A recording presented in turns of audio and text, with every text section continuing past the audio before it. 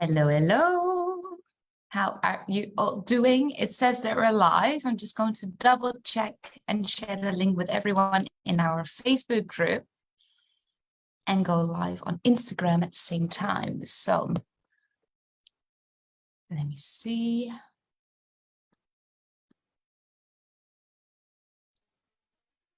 And there we are live. Give me a quick moment. It's taking a moment to load on Facebook, but hello everyone. Hello on Facebook, hello on Instagram. It's so good to be here because I've got so many things that I would like to share with you today. And I'm just going to dive in straight away because we've got no time to lose. Let me share. Hello, Christina. How are you doing? Lovely. Oh, so nice to see you here. Let me just share with you on Facebook. Yeah, there we go. Here we go. So, for those, hello, Maris. Christina is here. Nature and Lourdes, Noela is here. Thank you so much for joining me today. As you know, we're live on Facebook and live on Instagram. So my eyes will be going between two screens, but I'm very, very happy to check in with you today and share a little bit about what's been happening in the last weeks and where I'm currently at, and also help you create flow in your own life and businesses. So basically, as you see, in the past weeks, I've been sitting in places with different backgrounds. I'm traveling currently. And before I was in Portugal, right now I'm in Morocco. A couple of weeks ago, I attended a retreat here in Morocco in Taghazout, which is a really beautiful, calm and peaceful service town. And this was a retreat really focused on mindfulness and conscious business development, but doing this in a way that really aligns with your purpose. And I think and I believe that really this also speaks to you, because we're all here, yoga teachers or people that are in the wellness industry, creating a career or creating a business that they love to help and serve others the best way they can. And I would like to share a little bit about this with you, because I started Enga about 3 or 4 years ago, just before the pandemic. And in the beginning, all of this was in person. We did in-person classes and courses. And throughout the pandemic, I started to create an online business, be present more online, make that our courses are online as well, and serve more people around the world. And I realized that my purpose really is to help you become very confident in your English speaking and communication, so that you can serve more people around the world and share yoga with the communities that yoga otherwise wouldn't be accessible to. But I see a change, because the people that we work with right now, they all want to learn how to teach yoga in English more confidently and effectively, but also start their own career and start their own businesses. So as I see this change in our community, I feel like I need to make some changes at Enga too, because I feel like we're attracting more and more people that want to be self-employed or want to be a freelance yoga teacher. So I feel like behind the scenes, I need to do some restructuring, make that our courses are self-paced so that you can learn from wherever you are, whenever you have the time, all in your own time and in your own space. But I'm still available and on site to give you support and give feedback on your teaching practices and your conversation skills, on your homework, but just restructure it a little bit. And also dive into the business side of things and coaching to really make sure that your ideas and the plans and the goals that you have for your business are done purposefully and intentionally. Yeah, so the reason I'm sharing this with you right now is that I'm making changes and I'm dialing in with the concept of flow. Yeah, I'm dialing in with the concept of flow. And I think for you as well, this is something to consider, to maybe study, to dial in with a little bit for yourself and reflect on. Yeah, so going with the flow. We all hear this. We hear this all the time. We hear this in our yoga classes. We hear this in films and in music. Maybe when you speak to people, to go with the flow. And going with the flow means that you take on the opportunities that arise as they come to you, that you are not too attached to a plan or to a goal or to a belief that it needs to be a certain way, but that you take on opportunities, chances, whatever it is, as they arise for you, as they come to you, as you hear them, or as they present to you in life. Yeah, so maybe you've heard of splenic decision making. Yeah, so splenic decision making means that you make decisions based on your gut and on your intuition.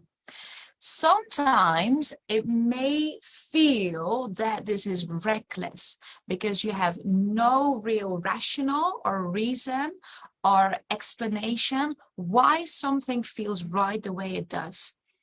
And I believe that if you really dial into the splenic decision making, if you listen to your intuition, if you truly connect to it, not everything needs a clarification. Not everything needs a reason or an explanation. When things feel right, it simply feels right. And that might mean that you have to make changes in your life. But I also believe that if you make these changes, they happen for a reason, and they are there to serve you, to learn new things, to reflect on things, but actually live your life in a more purposeful and intentional way.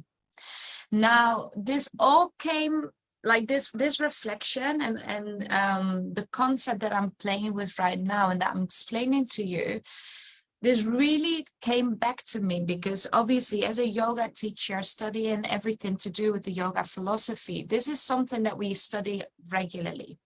But this came back to me being at the retreat. So this is a retreat hosted by Borderless Retreat. You can find them later today in the link in my bio, and I will add the link here on Facebook as well. And this really helps you to create your business and to be more and to follow your entrepreneurial path with more purpose, more intentional, but also actually feeling good about the things that you do without being too attached to the outcome, but simply following the path as it's already lined out for you. So, coming to the concept of flow. If you look at the dictionary, flow is the act of moving in a continuous stream. Yeah, and if you translate this to the yoga philosophy or philosophy in general, or psychology rather, it's a state of engagement, of focus and contentment in the present moment and current activity. I'm going to repeat that. So flow in psychology is a state of engagement, focus and contentment in the present moment and current activity. Yeah, you know that feeling of being completely absorbed in a task or activity, and you're ultra focused, you lose track of time, you lose a sense of self-consciousness and all your thoughts. Some people call this being in the zone. Yeah, there's a really great film which is called Soul by Disney and Pixar that explains the concept of flow in a very, very beautiful way. It's a very nice way to look at it. I definitely recommend watching this film. So it's called Soul. And if you've seen Inside Out, it's very similar to that, but different type of focus of the film. Yeah. If you don't know what I'm speaking about when I reflect or when I refer to flow, think back to a moment when you were a child, or maybe when you were younger, and you played a game, or you were playing with one of your favorite toys, and you completely lost track of time, awareness of any physical needs like thirst or hunger, or even the way that your hands and your feet got numb because you're in an uncomfortable position. It's that feeling that you're completely in the moment, in the zone, completely absorbed in what you're doing. And it's because you're content with it, you really enjoy it, it engages you. There is a healthy challenge to it. So it's not too easy, but it's not too difficult either. And it gives you some type of purpose. Now, creating or cultivating flow as an adult can be very challenging, because in most cultures nowadays we're programmed to think and to behave rationally. So we're looking for answers and we're looking for reasons to justify the actions we take or justify decisions that we make. And especially when making decisions, our thinking mind can hinder us from doing or even finding the things that we love to do or that we want to do the most. And this rational thinking pushes us to perform well, to make progress and achieve very big results, but often in a very forceful way. Yeah, so it's operating based on logic, on analytics, on reason, rationality, which detaches us from acting and from feeling intuitively and connecting to the wisdom that we experience within, right? So we're thinking too much about all the things we want to do and achieve and all the outcomes that we have in mind and the results that we want to have, but we're not really feeling into it. Yeah, so it can be really hard to then create or to cultivate this state of flow. Yeah, so a strong will, because all of that has to do with a strong will and determination. So a strong will and determination are really great qualities to use when you want to create a life and a business or a career that you want or that you dream of. But to some extent, you do need to put in the work and go after your wishes and your dreams. But when energies like will and determination become too strong, too forceful, they actually hinder you from achieving the things that you want with flow. And they stop you from seeing obstacles and instead make you try to push through them. You keep pushing, but actually that stops you from being in that state of flow. So being persistent, and even though you know that something is off or something is not working for you, all of that could cause you to put yourself under a lot of pressure, that you want things to happen too fast, too soon. You become perfectionistic, become attached to all the outcomes. Also, you become disengaged from the present moment and unsatisfied with the process and any or all the little and small results that you make. You might not even see them anymore. So creating a life or a business based solely on logic and rational brings you in a desperate type of energy. And this desperate type of energy, this causes you to overthink and to focus on negative outcomes or on negative what-if scenarios. They cause you to self-doubt or to question yourself, to question if you're good enough, if you're actually doing the right thing. They also cause you to live in the past, thinking about past things, or to live in the future too much, thinking about all the things that could happen or are not happening yet. And thereby feel disengaged from your true and your authentic self. Now, for the yoga teachers out here, I don't think I need to explain what your true authentic self means. But if this is something that you're still discovering, go to our courses and check out the Find Your Yoga Teacher's Voice in English course, because it will really help you to dial in with what your authentic self is, what it looks like, most of all, what it feels like. So check that out in our courses on engaunite.com. And you can find the link in my bio. Yeah. So all of that causes you all these negative thinking, self-doubt, questioning yourself, living in the past, living in the future, all of that disengages you from your true, authentic self. And it's possible that right now you feel frustrated, annoyed, overwhelmed, self-critical. Maybe you feel demotivated because you don't know what you're doing or you don't know how to continue.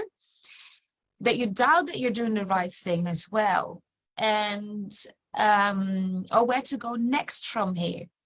So if that's you, and if you feel that this is something that applies to you right now, or this has happened to you in the past that you didn't really know how to navigate that, I want to take you through a very quick exercise to practice listening to your intuition and strengthen your ability to connect to the concept of flow, so that you can create a life and a business with more ease and more contentment.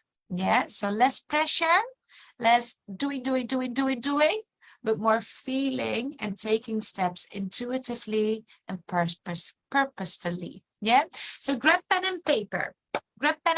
Go through the exercise with me.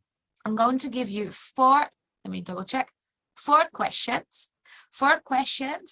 And before you answer those 4 questions, use your yogic toolkit to create presence and find a place of calm, of openness that will help you to really dial in with what's happening inside. Yeah, and to create that place, you can do any yogic asanas, you can do meditation, journaling, running, anything that works for you, anything that will help you to stay calm and create openness to be able to listen to what's happening inside and receive the answers. So create a space where you can answer the questions without thinking or with listening too much to the thoughts that may occupy your mind, but answer them from the heart with intuition and with purpose.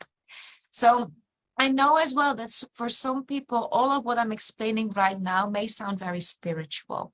Yeah, it may sound very spiritual, like, oh, this girl is just gone with the fairies and all this intuition, but I need to do these things because of whatever fears or limitations come up.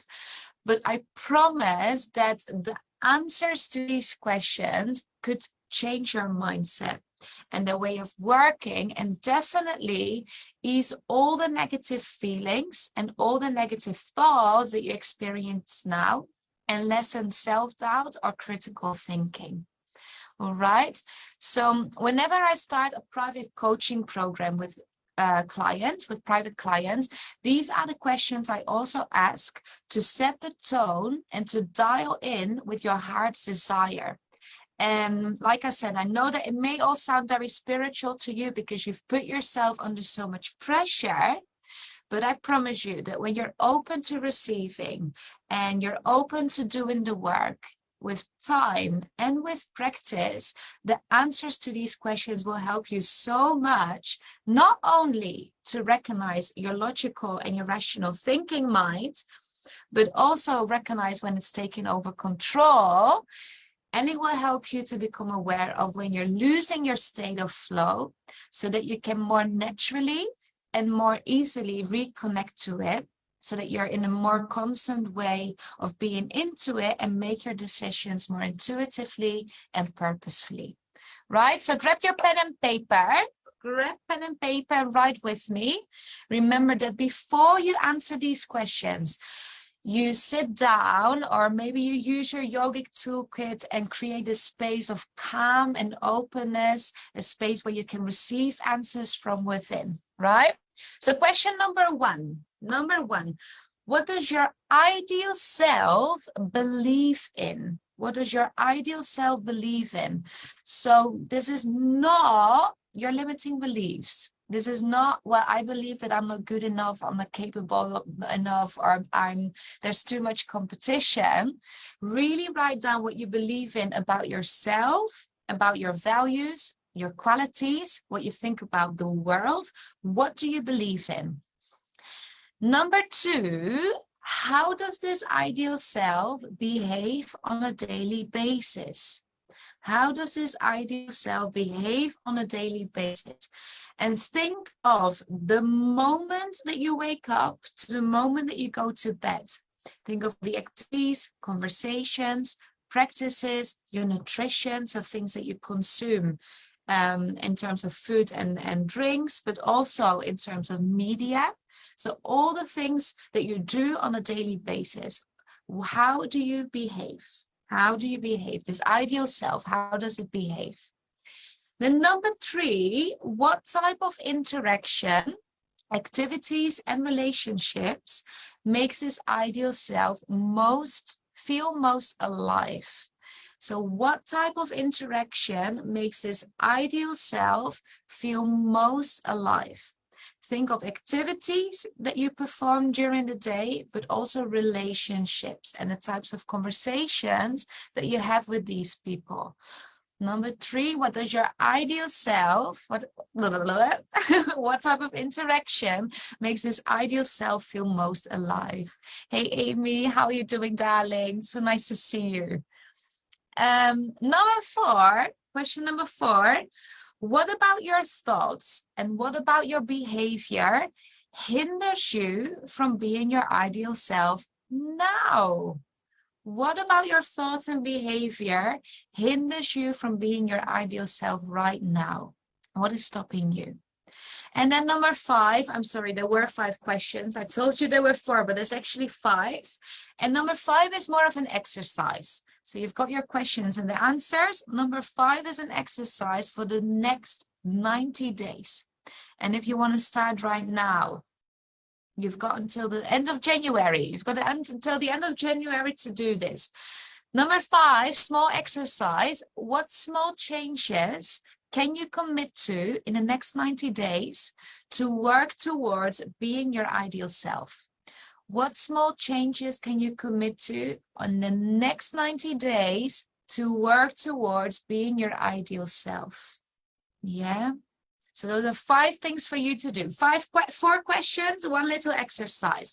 And I promise you, if you create this space of calm, openness, open to receiving, open to listen from within, this will make such a difference and will definitely help you, not straight away, be patient with yourself, but will help you to recognize when your logical and rational thinking mind takes over or takes the control, and how to smoothly transition back to that state of flow and listen and make your decisions and take action from within.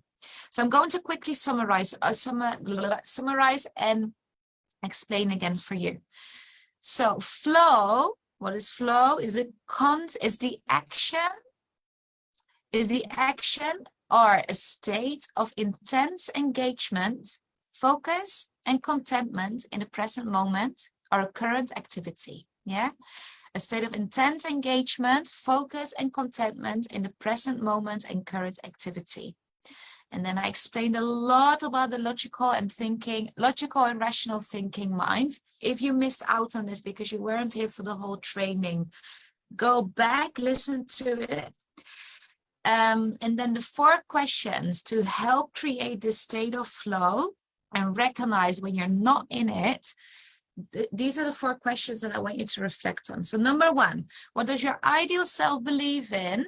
Number 2, how does this ideal self behave on a daily basis? Number 3, what type of interaction makes this ideal self feel most alive? Number 4, what about your thoughts and behavior hinders you from being your ideal self? And number 5 is the exercise. What small changes can you commit to in the next 90 days to work towards being your ideal self? And I'm emphasizing small changes because changing things drastically from one to the other day sometimes works, sometimes it does, but usually it's it's easier for you to make small changes one step at a time and ease yourself into it, especially when it comes to routines or habits. Yeah.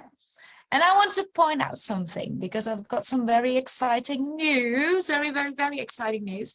I'm currently in Morocco. For those that have been with me from the start of this video training, I'm currently in Morocco and I've decided to stay here for a while. So remember that I told you about the retreat, a retreat that I went to a couple of weeks ago and really changed everything that I want to do in business right now to really help you become also more mindful, purposeful, and intentional in your business and your careers. The girl, Maris, and Maris might still actually be here from Borderless Retreat, and I decided to do this retreat again from the 4th to the 11th of December this year. So in a month from now in Tarazout in Morocco. So if all of the things that I spoke to you about today speak to you too, and if you feel like you want to be surrounded in a group of people that are very like-minded and are all on a very similar path, that also want to expand their businesses or their careers and do this with purpose and intention, learn from each other, share your experiences, exchange your ideas, get some feedback, and really just be in a container, a very safe and an inspirational container to start a new year with great intention and purpose to make 2023, is it 2023? Yeah, 2023 really purposeful for you. I would love for you to join us. So it's from the 4th to the 11th of December. I'm going to put the link in my bio and here in the Facebook group so you can have a look at everything that's included and everything that you will learn and do. And obviously, if you have any questions about it, you can always send me a message or an email at annie@engaunite.com, and I'm happy to answer everything for you. So I hope to see you in Morocco in a month from now. But in the meantime, go through these questions, take on the exercise for the next 90 days. And let me know how you get on with it as well. If you need help with it, send me a message. I'm more than happy to give you feedback on your answers or to become more specific. You can always book a discovery call as well. So you can find that link in my bio and on Facebook. And I hope to see all of you next week for our weekly live training on Wednesday, 4 p.m. Central European time. Bear in mind that time zones are changing and they're not changing at the same day in every place. So I believe that in Europe this weekend the time has changed, and in Mexico it will be coming weekend. So bear in mind the time zone changes. And I hope to see you there. If you're not receiving an email from me already, send me a message, because per email I send all the reminders of when I'm going live, so we can make sure that you don't miss out on anything. All right, sending you lots and lots of love. I hope to see all of you next week. Any questions, send me a message, and wishing you a great rest of your day and rest of your week. Mwah. Goodbye, lovelies.